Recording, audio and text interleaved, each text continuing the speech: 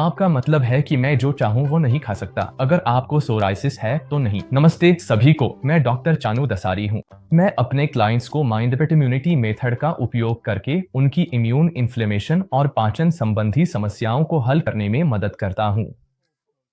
इस clinical approach ने हजारों मरीजों को उनके लक्षणों से छुटकारा दिलाया है, कुछ को तो सिर्फ 6 हफ्तों में ही, बिना किसी जटिल या महंगे इलाज के।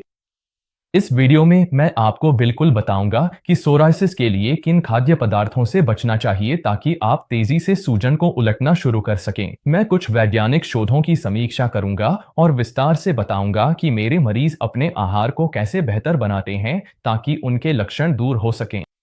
यह सामग्री जो आप देखने जा रहे हैं, मेरी माइंडवेट इम्यूनिटी अकादमी से सीधे ली गई है, जहां आप जैसे लोगों ने सीखा कि अपने सोराइसिस के लक्षणों को हमेशा के लिए कैसे हराया जाए, भले ही डायग्नोसिस स्पष्ट न हो। मैं बस इतना कहना चाहता हूं कि हर व्यक्ति अलग होता है और यह जानने के लिए कि आपका शरीर क्या सहन कर सकता है और क्या नहीं, एक फूड जर्नल रखना बहुत मददगार होता है।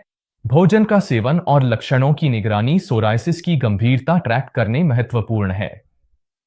आप केरा और माईफिटनेसपाल जैसी ऐप्स इस्तेमाल कर सकते हैं, समय के साथ अपनी प्रगति देख सकें। मेरे प्रैक्टिस में कई वर्षों के अनुभव के बाद खास खाद्य पदार्थ मेरे क्लाइंट्स में ट्रिगर के रूप में आते हैं और मैं आपके साथ साझा करना चाहता हूं। हम 4 खाद्य समूहों पर चर्चा करेंगे इम्यून इन्फ्लेमेशन और सोराइसिस ट्रिगर कर सकते हैं। मैं आपको बताऊंगा कि किन चीजों से सावधान रहना है और किन चीजों से बचना है। इसके अलावा मैं आपको पाचन एंजाइम्स को शामिल करने के कुछ बहुत उपयोगी टिप्स दूंगा और यह भी बताऊंगा कि सोराइसिस की सूजन को दूर करने के लिए अपनी योजना कैसे बनाएं। अब इससे आगे बढ़ने से पहले लाइक और सब्सक्राइब करना न भूलें और नोटिफिकेशन बेल दबाएं ताकि आप अपडेट रह सकें। ये वीडियो हर उस व्यक्ति के लिए जरूरी है जो सोराइसिस के लक्षणों को हमेशा के लिए ठीक करना चाहता है। और यह ऐसी उपयोगी जानकारी है जो शायद आपको कहीं और नहीं मिलेगी। अब सोराइसिस में समस्या पैदा करने वाले खाद्य पदार्थों के विषय पर आते हैं। सबसे बड़ी गलती जो मैं लोगों में देखता हूं, वह यह है कि वे सोचते हैं कि वे कुछ भी खा सकते हैं और उम्मीद करते हैं कि उनके सोराइसिस के लक्षण अपने आप चले जाएंगे। लेकिन अक्सर ऐसा होता नहीं है। आमतौर पर कोई न कोई खाना होता है जो इम्यून रिस्पॉन्स को ट्रिगर करता है और फिर वही खाना लंबे समय तक बार बार समस्या पैदा करता है। इसलिए जरूरी है कि आप एक फूड डायरी रखें और उसे नियमित रूप से देखें ताकि आप पता लगा सकें कि कहां गड़बड़ हो रही है। अगर आप थोड़ा ध्यान दें तो कितनी समस्याएं टाली जा सकती हैं। सोरासिस के लिए ये समस्या पैदा करने वाले खाद्य पदार्थ कौन से हैं? जैसा कि मैंने पहले कहा, हर किसी का शरीर अलग होता है, लेकिन कुछ साल पहले छपी इस रिसर्च आर्टिकल में दिखाया गया है कि बदला हुआ आंतों का वातावरण सोराइसिस में दिखने वाली सूजन से बहुत करीब से जुड़ा हुआ है। अब आपको यह जानकर हैरानी नहीं होनी चाहिए क्योंकि आपकी प्रतिरक्षा प्रणाली का लगभग 70 से 80% हिस्सा आपकी आंत में होता है। तो जब आपको सोराइसिस जैसी कोई इम्यून बीमारी होती है तो आपको देखना चाहिए कि आपकी आंतों में क्या गड़बड़ है। कुछ खाद्य पदार्थ जब सही से नहीं पचते तो वे एक तेज इम्यून प्रतिक्रिया को ट्रिगर कर सकते हैं। अक्सर सूजन आंत से ही शुरू होती है, इसलिए सूजन को ठीक करने के लिए आपको अपनी आंत को भी ठीक करना होगा।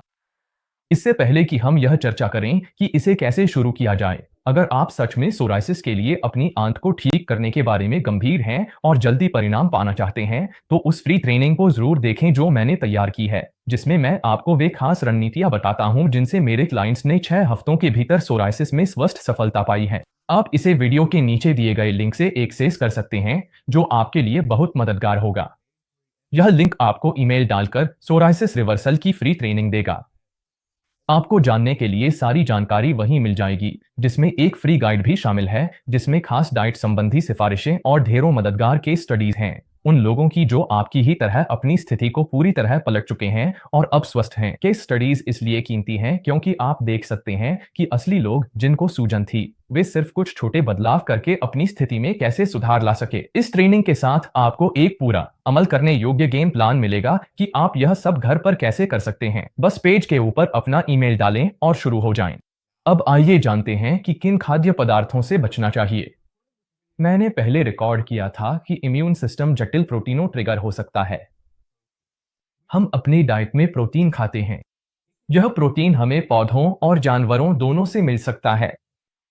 प्रोटीन मूल रूप से कई अमीनो एसिड्स के आपस में जुड़े होने से बनता है। जब प्रोटीन हमारे पाचन तंत्र में पहुंचता है, तो हमारी आंतों में मौजूद एंजाइम्स इसे छोटे छोटे हिस्सों में तोड़ देते हैं, जिन्हें अमीनो एसिड कहा जाता है, और फिर ये शरीर में अवशोषित हो जाते हैं। इन आंतों के एंजाइम्स को प्रोटीएज कहा जाता है।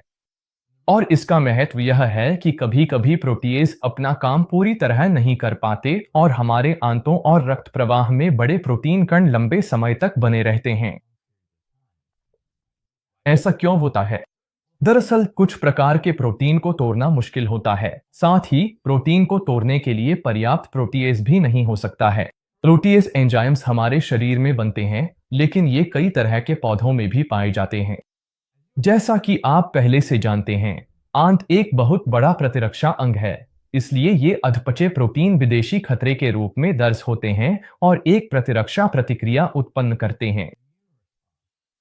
मूल रूप से शरीर सोचता है कि ये बड़े अधपचे प्रोटीन उस पर हमला कर रहे हैं, इसलिए यह कई तरह के प्रतिरक्षा रसायन छोड़ता है, जिससे सूजन होती है और यह समस्या बन सकती है। मैं आपको कुछ उदाहरण देता हूँ। बोवाइन सीरम एंटीबॉडीज और ऑटो इम्यून रोग। कुछ बहुत प्रसिद्ध अध्ययन हैं जिन्होंने इस पर शोध किया है, यानी मानव शरीर की बीफ और गाय के दूध के प्रति प्रतिक्रिया। कई लोगों में गाय के सीरम प्रोटीन पूरी तरह से नहीं टूटते और लोगों में एंटीबॉडी बन जाती हैं। ये एंटीबॉडीज प्रतिरक्षा रोगों में 10 गुना अधिक आम हैं। कैसीन और वह। कई लोग दूध के प्रोटीन में मौजूद कैसीन को नहीं तोड़ पाते। कुछ लोगों को वह से भी दिक्कत होती है।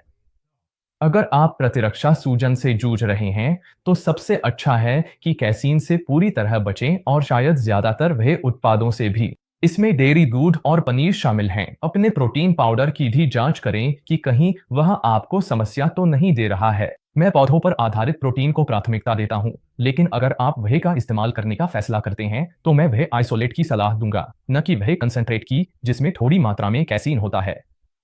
इसमें व्यक्ति व्यक्ति में अंतर हो सकता है, इसलिए अगर आप अभी शुरुआत कर रहे हैं, तो सबसे अच्छा है कि इससे पूरी तरह बचें। लेकिन एक बार जब आप इस प्रक्रिया में निपुण हो जाएंगे, तो आप देख पाएंगे कि चीजें कैसे बदलती हैं। केसीन की एक किस्म होती है जिसे अडो कहा जाता है, जो पचाने में आसान होती है, लेकिन इसे ढूंढना मुश्किल है और आपको अडो गाय के दूध की तलाश करनी पड़ती है। मैं इसके बारे में नोट्स सेक्शन में एक लिंक पोस्ट करूंगा। ग्लूटेन। अनुमान है कि 1/3 आबादी को इससे समस्या होती है और यह एक बहुकारक समस्या हो सकती है। मैं इस विषय पर लिखे एक लेख का लिंक पोस्ट करूंगा, लेकिन संक्षेप में मैं ज्यादातर लोगों को सलाह देता हूं कि वे ग्लूटेन युक्त उत्पादों के संपर्क को सीमित रखें। इसमें गेहूं के आटे से जुड़ी कोई भी चीज शामिल है। अंडे का प्रोटीन। यह मुश्किल है क्योंकि बहुत से लोग जो मांस छोड़ देते हैं, वे प्रोटीन के लिए अंडों पर निर्भर हो जाते हैं। कुछ पोषण विशेषज्ञ मुझसे इस पर असहमत हो सकते हैं और मैं इस विषय को स्पष्ट करने के लिए एक लिंक पोस्ट करूंगा, क्योंकि इस पर बहुत सारी गलत जानकारी फैली हुई है। कई अध्ययनों के आंकड़े दिखाते हैं कि अंडे का प्रोटीन शरीर में एक मजबूत प्रतिरक्षा प्रतिक्रिया को ट्रिगर कर सकता है, जिनमें प्रतिरक्षा सूजन संबंधी विकार हैं।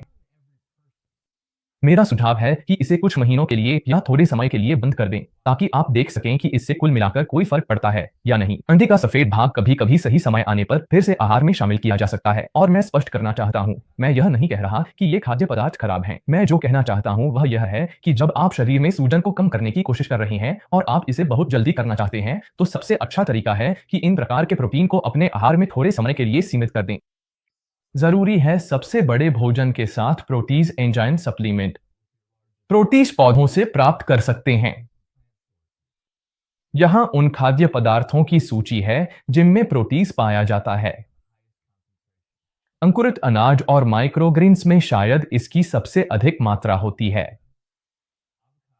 अन्य में शतावरी, कुट्टू, जापानी पगोडा, एवोकाडो, पपीता, अनानास, खीरा, लहसुन, नारियल, अलसी, स्पाइरुलिना, अंजीर, क्लोरेला, अदरक की जड़ और एलोवेरा शामिल हैं। पौधों में ऐसे एंजाइम होते हैं जो प्रोटीन को तोड़ने में मदद करते हैं। बड़े और अपचित प्रोटीन हमारे पेट में अवांछित प्रतिरक्षा प्रतिक्रिया को उत्तेजित करते हैं, इसलिए जितना अधिक वे एंजाइमों द्वारा टूट जाते हैं, उतना ही बेहतर होता है। वे एंजाइम जो प्रोटीन को पचाते हैं उन्हें प्रोपेज कहा जाता है और पौधे फलों के पकने और अंकुरण की वृद्धि में मदद के लिए प्रोटेज बनाते हैं। हम इन्हें जाहिर है स्वस्थ रहने के लिए इस्तेमाल करते हैं। इन एंजाइमों के नामों में सेरापेप्टेस, नाइट्रोकिनेस, कैटालेस, ब्रोमेलैन और पपाइन शामिल हैं। ये तो बस कुछ उदाहरण हैं। हमारे आहार में जब तक हम बहुत अधिक माइक्रोग्रीन्स या अंकुरित अनाज नहीं खाते, हमें इनकी पर्याप्त मात्रा नहीं मिलती। इसी वजह से अगर आपको इम्यून इन्फ्लेमेशन है तो आपको प्रोटेज सप्लीमेंट लेने पर विचार करना चाहिए। इस श्रेणी के एंजाइमों में अगला है कोएंजाइम Q10, जो हरी और पत्तेदार सब्जियों में पाया जाता है, लेकिन आप इसे सप्लीमेंट से भी प्राप्त कर सकते हैं। मुझे उम्मीद है कि आप यहाँ एक पैटर्न देखना शुरू कर रहे होंगे। हरी और पत्तेदार सब्जियों का यहाँ कई फाइटो श्रेणियों में बहुत महत्व है। दीज अंकुर, जड़ी बूटियां और मसाले भी उतने ही महत्वपूर्ण हैं। मुझे जो समस्या लगती है वह यह है कि रोजमर्रा के खाने से पर्याप्त मात्रा में एंजाइम प्राप्त करना मुश्किल है, इसलिए बहुत से लोग इसकी पूर्ति के लिए सप्लीमेंट लेते हैं।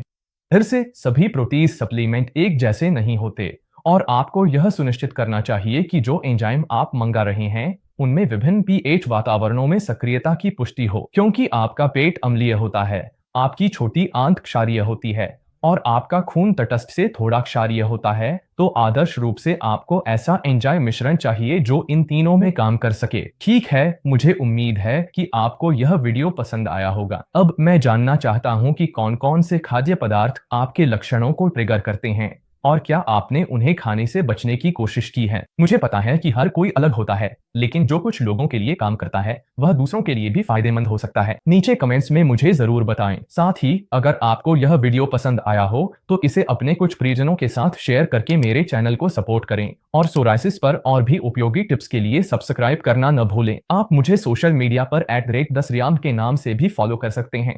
जैसा कि हमेशा, यह है doctor Chanu Dasari, mind body immunity clinic से। देखने के लिए धन्यवाद और अगली बार फिर मिलेंगे।